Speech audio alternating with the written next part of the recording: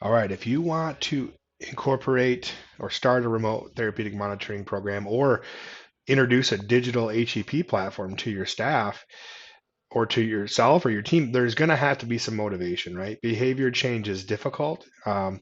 People are used to doing things the same way. So let's talk about incentivizing staff to, buy in and commit to adding the remote therapeutic monitoring as part of your treatment plans in your clinic.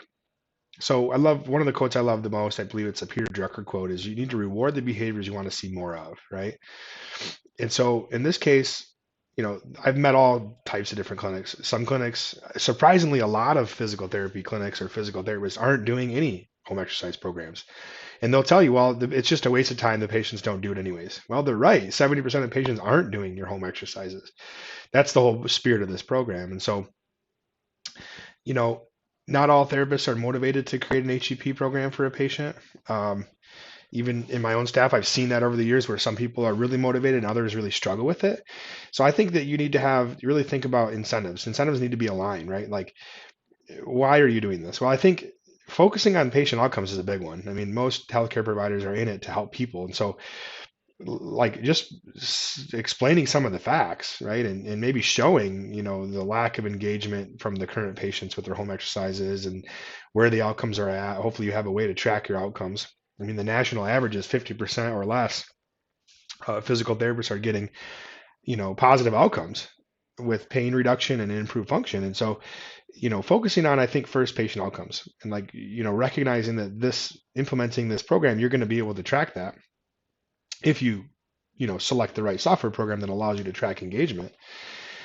And so that should be the main goal, but there's also a financial benefit, right? So of course, there's going to be reimbursement for these things. Whether your staff is going to participate in the actual monitoring or not is one thing, but just being a part of this and helping out and getting patients educated and really getting meeting the goals you have, I think the incentivizing makes sense, right?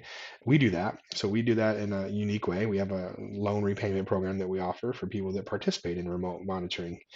Um, so if you're going to get a financial benefit, it seems to be sharing that makes sense. But first, I think before you do that, you got to set the bar, right? So what are the goals, right? What are the benchmarks, and being a new program, I think it's hard to set that, especially if you don't use a digital HCP platform at all. It's like, well, if you do use one, you should go and look right away, like, okay, of all the patients we have, what is the percentage or number of people that actually are getting an HEP? And I think it would be surprising to you that it's not everybody. I think personally, all patients should be given a home exercise program. That's the whole point of coming to physical therapy, is we inform you, we teach you, so you don't need us. But start there. Like, what is the percentage? 50%, 30%. What I'm seeing right now across the board, we know that, of the ones who do get the HEP platform, only 30% actually do their homework.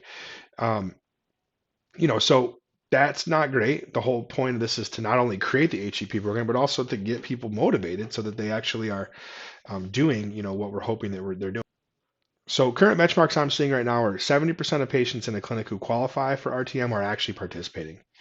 So, that really right now that means Medicare, Blue Cross, Blue Shield, United Healthcare, Medicare nationwide. The other commercial payers are dependent on your region, and so not everybody's of the people that and I think in our clinic, we're like 85% of the patients are getting an HEP, and then of the ones who qualify for RTM, 70% are doing it. And so, what's the reason for 30% not participating in the non-participation rate? Well, recognizing that the majority of these patients are Medicare over 65, there's a lack of resources. Some people don't have smartphones, they don't have internet, they don't have a computer, they don't have the technology.